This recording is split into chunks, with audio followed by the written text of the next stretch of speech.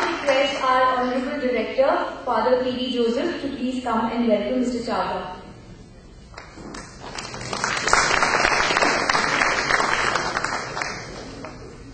I'm happy to welcome Mr. Prabhu Chawla to this campus. He said he's coming first time here.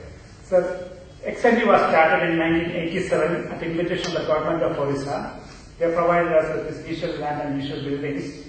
And over these years we have grown. Today we have 180 students per batch for the business management program, 60 students for the rural management program, and 60 students for the human resource management program, along with the fellowship program.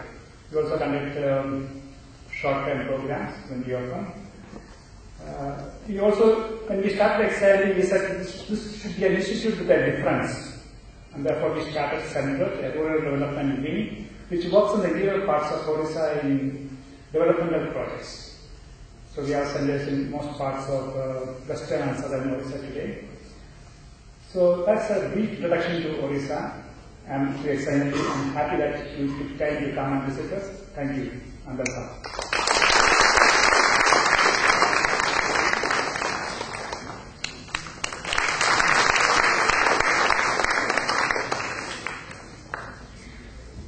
There are some personalities who absolutely need no introduction, and that stands totally true for the dignitary we have with us here today. As the Media and PR Coordinator of XIMB, it is my immense privilege to welcome Mr. Prabhu Chawla to our institute. As we all know, Mr. Prabhu Chawla needs no introduction. For everyone here, C.D. Bhatt and the man who made it what it was is epic.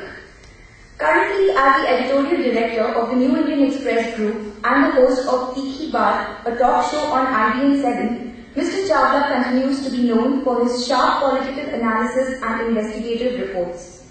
In his 40 years as reporter and editor, he has written extensively on events that have changed the political course of India and the people who have engineered them.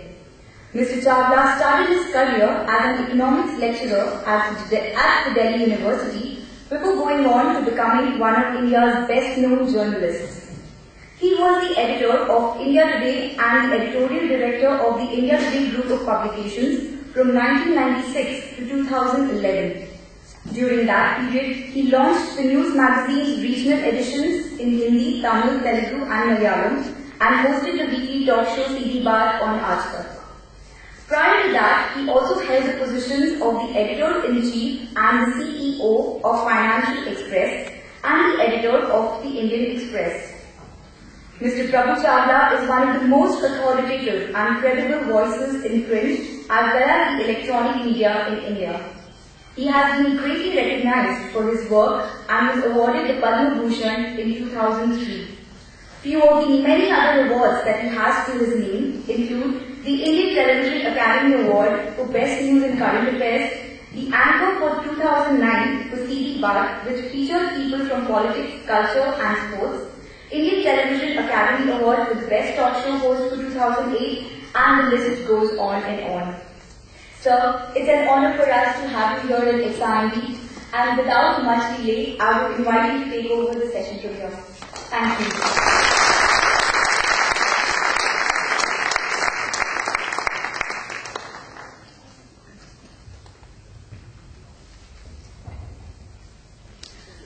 Good evening, boys and girls. Because I'm calling you boys and girls because most of you are, I think, still in teenage, isn't it? Maybe beyond teenage. I always enjoy talking with young minds because I consider myself to be a student. I taught economics for 11 years. After that I joined journalism not because I wanted to be a missionary. I wanted to change the world. Not that I wanted to shake the government, not that I wanted to shake political parties. I just wanted to make more money. Like all of you are here in this college because you want to get an degree and get picked up by multinationals. I joined because I needed money. I was getting about 1100 rupees in 90 when I left in 1978 to join India Today. I was getting 1100 rupees. And Mr. Arun, who is the editor-in-chief and owner of the India Today group, offered me much more, which I badly required because I had a younger sister to get married and I had no father. But above all, I wanted to rub shoulders with high and mighty. As a lecturer, nobody bothered about me. If I became a reporter, my call was taken by ministers. I was thrown in charge of plane in 1980. I came here in 1980 June or something, after the election. I was thrown in charge of plane by Janaki Vallabh Patel. That's one way of doing your job seriously as well. So I became a journalist, from a simple journalist to investigative journalist, because I came from a background in which I neither had a degree nor a degree. I didn't go to any regular school because I was a refugee from Pakistan. I was 1 year old when we came here. I'm 66 now. And we had no roof to live under. So it was some kind of a competitive spirit, or you can say social drift between rich and poor. So I was full of some kind of a jealousy against certain classes. I am being frank. So journalism was one subject where you can score well, because a journalist is known by a story he writes, not by a bite he gives on TV. All of you are looking at TV these days. When I joined journalism, it was because of the story that you were known as a good journalist or a bad journalist. Now all of you watch TV journalists because they are shouting all the time on TV. They don't give you the news. They give you most of the time news only. So I thought I must do some investigative journalism, shake some people, and make my remark. Since I never went to St. Stephen College or Bloom School or St. Xavier School or Oxford University, so my control over my communication skills was much more weak than many of my colleagues who were at India today. Most of them were from St. Stephen College, they were from Bloom School, they were from doctorate from PhD, from Oxford and whatnot. So I had some sense of inferiority in myself. I got over that. I'm bringing this aspect of my life, personal life, because it helps you in making a career, future out of your own study mechanism that others have chosen. I completed all of them. Within 6 years I became senior editor of India Today. And I was the youngest editor of Indian Express at the age of 39. Undivided Indian Express, and not divided into part. I came back to India Today, became its editor, like a correspondent. When Arun Puri offered me a job, he asked me one question: why are you leaving lecturer stage to join me? Because I can sack you any day. As a lecturer, you cannot be sacked because you are unionized. I was a member of the teacher community, I was a student leader, I was a teacher leader. He said, don't join me. I like your writing in terms of information, not in terms of style. Because India's style was different. Because you bring facts to the table. You bring new information to the table. Therefore, I am hiring you, but telling you that you will be on test, on trial, on fortnightly basis. Magazine was a fortnight magazine at that point of time. Every fortnight it used to come out. So your story will be known every fortnight, what you know or what you don't know.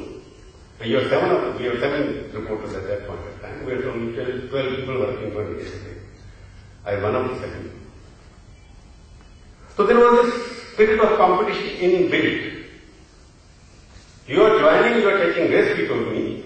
I said, yes. He said, what do you want to be? I was very old at that time. I just recently got married. I had a young 2-year-old son. Younger sister to get married. It was a risky proposition, of course. I told him I want to replace you in the long run. He said, I am the owner of the paper. I said, yes. I said, you will also outgrow, no? You don't want to be editor. You remain editor forever. So God would help me or whatever. I became the first non-Puri editor of India Today magazine 15 years later.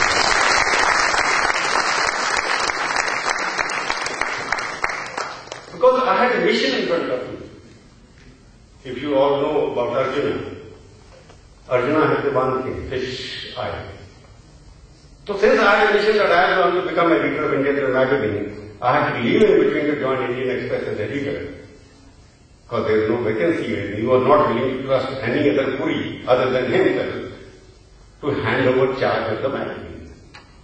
Because he was one of the outstanding owners. He built magazine from scratch. He took it down. He set the agenda for journalism. So I had a mission to achieve, therefore I was excelling in doing stories. I may have committed mistakes here and there. But my job was to give information. When I came back, I don't want to count what I did, because it is one of India's story. In India, central government has fallen only because of the story done by India Today. I was the author of the story, that's a different issue. Chandra Kumar Gujral had to resign after I wrote a story for India Today on Jain Commission, which indicted Gujarat government and DMK, who was part of the government, for being party to assassination of Rajiv Gandhi. There are other issues that happen. But journalism, as I say today, is a mission to give you information. Therefore, it is for you to decide whether this information is used in a particular manner or not. If I link it with the current politics today, that we journalists now, I mean I am the outgoing journalist, I am the history, I am the past, I am not the present, I am not the future. But the journalists who are future of India, journalists who are the present of India, somehow they are not following the golden principles of journalism, which all of us were taught when we joined journalism. They are in a hurry. But so many demands are there now. You have got about 500 channels in this country. You have got about 80,000 newspapers registered, out of which about 50 of them are secret newspapers from various languages. We need so many journalists every day. But we are not getting them. Because demand for good journalists is much more than the supply of good journalists. And since we don't get good journalists, we get good-looking journalists. I'm talking about men and women. So it is not a sexist remark. Otherwise somebody will shout at me with a sexist remark. We are getting handsome journalists, we are getting beautiful journalists. So this combination of handsome and beautiful is creating much more problem for the credibility of journalism. And therefore there is a confrontation between the audiences and the media industry. So some of us are being called as paid media. Some people are calling us paid media, some people are calling corrupt media, some people are calling us biased media. And we thought, when I joined journalism, that media was the fourth pillar of democracy. When the fourth pillar of democracy is being demolished, there is a chance of the democracy being demolished as well, because it will kill journalism when we don't have this pillar demolished. So in the current, if I link it to the current situation, because credibility of media is so much, after so many articles, so many exposure, we were not able to get rid of more than one minister, Raja in this country. When we wrote story, when Arun Shourie wrote story at that time, when we wrote story in Indian Express at that point of time, I got about 3-4 chief ministers resigning in various states. We got many ministers resigning. India Today had a story on Solanki, who was the external affairs minister, who was the external affairs minister, I wrote in Indian Express, that he gave the letter to the fifth foreign minister that cases on Bhopal should be dropped. He had to resign.